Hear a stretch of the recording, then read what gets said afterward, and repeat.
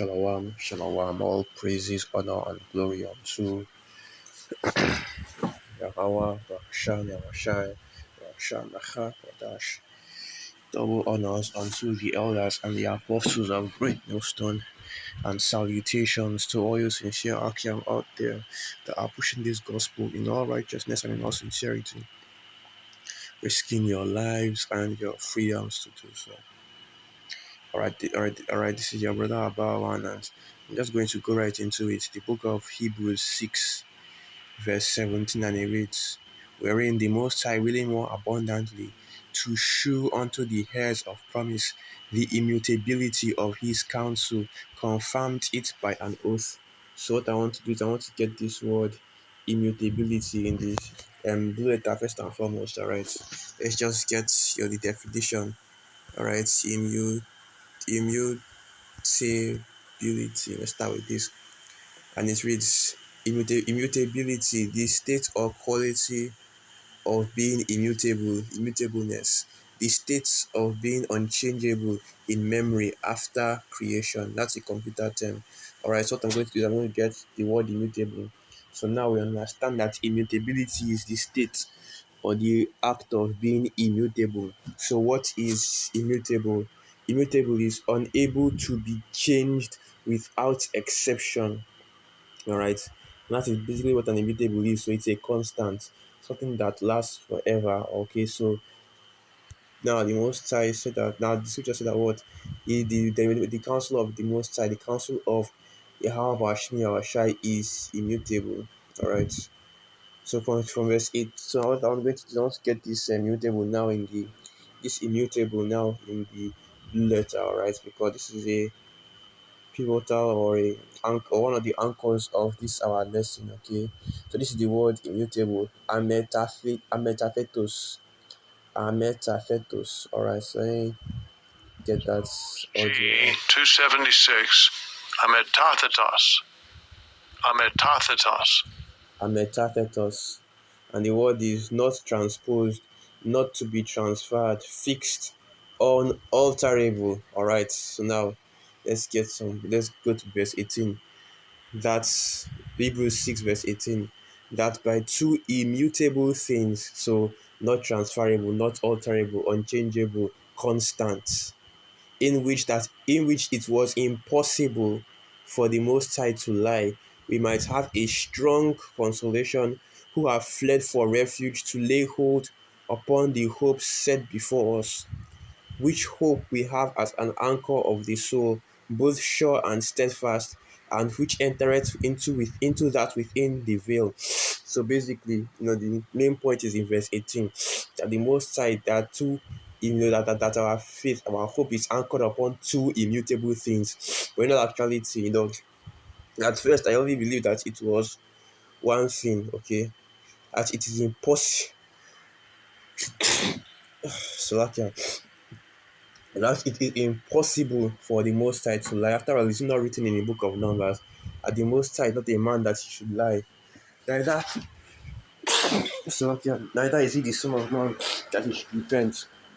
Whatever he says, he will accomplish it and he will do it. Okay, that his words shall go forth out of his mouth, and they shall not return unto him void.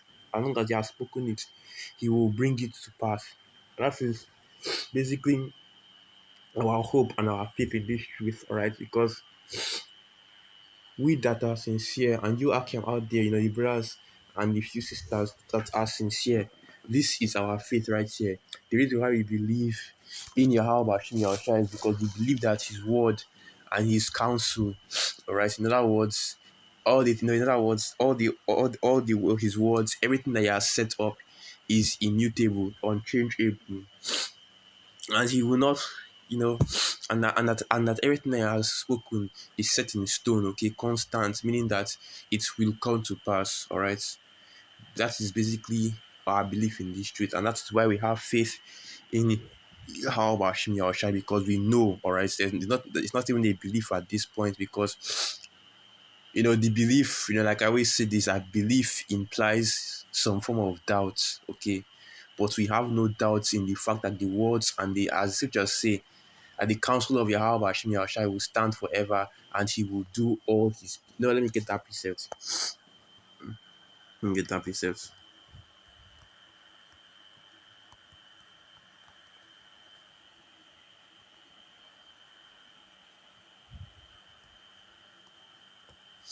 Let me bring that out. Okay, it is. So this is the book of Isaiah 46 and verse 9, and it reads, Remember the former things of old, for I am the Most High and there is none else. I am the Most High and there is none like me, declaring the end from the beginning, and from ancient times the things that are not yet done, saying, My counsel shall stand, and I will do all my pleasure. That's right, okay. So the words and the will of Yahweh Hashem Yahushua and the most High has not changed from the beginning, because everything has already been set in stone from the beginning. All right, from the beginning of time to the end, everything has already been set up. All the prophecies have already been written of and have already been set in stone, all just waiting to be fulfilled, which is why we say there is no such thing as supersessionism, replacement theology. All right, because there was no setup, there was no prophecy concerning that, concerning our Lord Yahweh, dying for you heathen, especially you Edomites, all right? Because the Most High has always been for the nation of Israel, as it's written, you know, the Most High only has eyes for our people. That's in the book of, um, Amos, I believe, as it's written, that you only have I known of all the families of the earth, which is why we are punished for our sins, because us going into the courses, all right, us going into captivity is actually proof that the Most High loves us, because what the scriptures say, whom the Most High love, he chasteneth.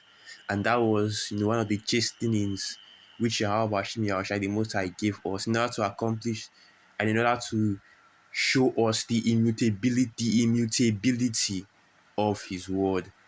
So even in our, that is why even in our captivity we rejoice and we praise the Most High, because we understand that bad as a bad, like I always say, no matter what, the words of the Most High, the counsel of Yahweh Hashem Yahushai will stand. All right, he will do he will do all his will. Okay, so no matter what happens, no matter how no matter what happens, no matter what Esau wants to say or do, no matter what all the other nations want to say or do, no matter how bad as it gets, at the end of the day, we understand that no matter what, all right, and I cannot stress this enough, no matter what, Yahweh Bashim Yahushai, what he has written is what will come to pass.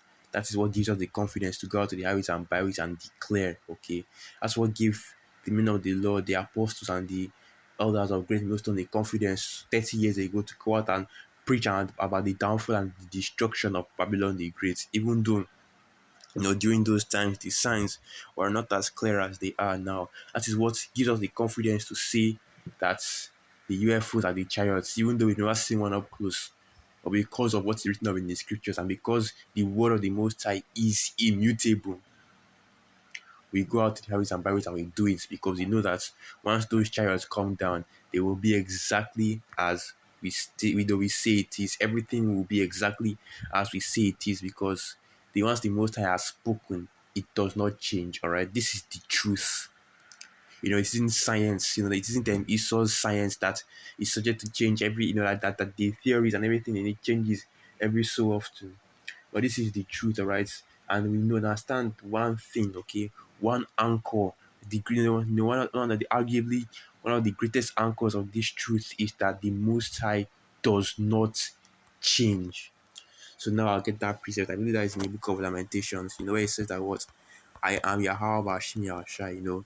You hear the Most High, it's like it's in the book of Malachi. So this is the book of Malachi 3, verse 6, and it reads, For I am Yahweh, I change not. Therefore, ye sons of Jacob are not consumed. All right.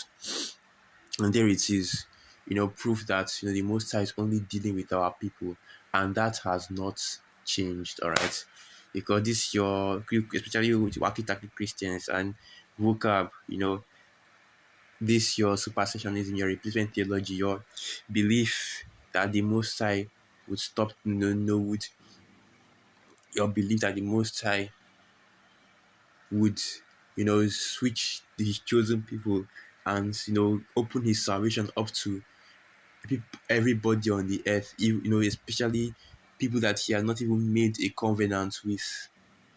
All right, that is basically saying that that's adding to the scriptures. All right, which is why it is written that word that you should not add or take away from the scriptures, because the book is complete, the book is perfect. All right, because everything that is needed, everything that is needed for salvation, everything that the Most High wants to do, His whole will, right? His whole, all the secrets are already there for you to see. There's nothing to add on to it, and there's nothing to take away from it, because it is already complete from beginning to end. Okay, the history, prehistory, all right, and even the future, it's all set right there. All right, there's no more need to add or to take away. You know, because that's what, and that's just Esau's MO right there. That's just Esau's MO right there. He sees the creations of the Most High, as it is, as it was written that all the creations of Yahweh Hashem Yahshai was good in the Most High's eyes. So what Most High had made them, and made them to his satisfaction, and he sees the satisfactory creation of the Most High, and he wants to alter it, he wants to change it. Talking about he wants to make it better, but in all actuality, he's simply destroying it. Okay, a good example would be the crossbreeding of animals, especially in dogs. And I did a video about this recently. How the crossbreeding of dogs is basically destroying their health. Having dogs getting them bone deficiencies, muscle problems, and dying and their lifespans are basically reducing because all these dogs. And this is why the scriptures say that you should not mix seeds with, you should not mix your animal, you should not mix seeds with animals. Okay, all right, you should not mix your animal seeds with other species of the same animal, because the resulting um breeds of animals, their lifespan is shortened because of different mutations. All right, if you really want to go into it, the deeper science of it, it's all about. I'm not really going to go into it, since that does not matter.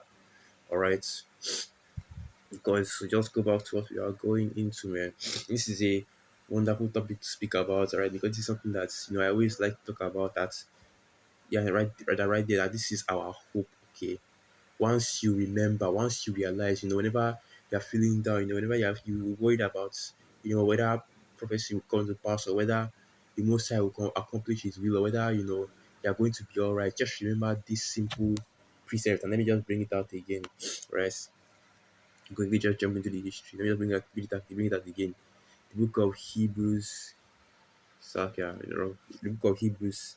Let me just go to it. I wanted to get it in the history, but I messed up the Well, anyway, but the book of Hebrews 6, verse 17, and it reads, "Wherein the Most High willing more abundantly to show unto the heirs of promise the immutability of His counsel, confirmed by an oath, that by two immutable things in which it was impossible for the Most High to lie, we might have consolation, who have fled for refuge to lay hold upon the hope set before us." And that's right. So all we are coming to this truth, you must believe that truly, truly, that the Most High is the only power on the earth, and that the Most High is the only God. Okay, He's the one true power, and all these other power gods that you see out here, all these other gods that are being worshipped on the earth are all idols, and excuse me, and He is the one that and basically He is that basically He is He's unchangeable. All right, He does not change His mind. He will not change He will not go against His word. He will not go back on His word, because His word is basically the foundations of, or rather the foundation of reality. All right, and He does not need to change it because it is perfect. So yeah, I just wanted to go into this a little bit, just bring it out. Not too much concerning that. I don't want to babble or ramble on too much. So with that, I'd like to give all praises, honor, and glory unto Yahweh, Ba'asham, Yahweh Ba'asham, Achak, Wa Abad Babal, and through the Spirit, I hope you Akim and your Akwat are edified. Shalom.